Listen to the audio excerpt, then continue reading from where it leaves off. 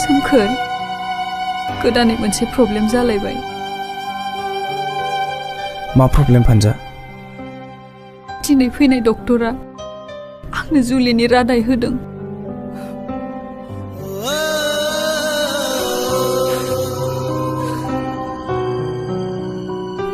नोंलाय माथो बुंखो? आंलाय मा बुंनांगौ?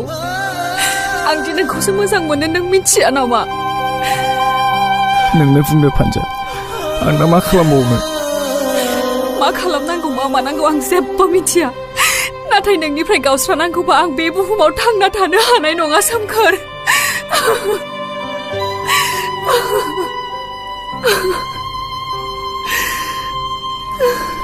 दागाब फानजा, जों सानैनि मोजां मोननाया जुदि सैथोब्ला बियो सानसेबाबो जाफुंथारगोन।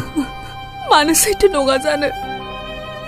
नाथाय जों जोंनि मोजां मोनलायनायखौ बयनोबो बुंना लानांगोन। आं आंनि जिउखौ नोंनोनो गथायजोब्बाय। जा खालामो नोंनि गोसोसै।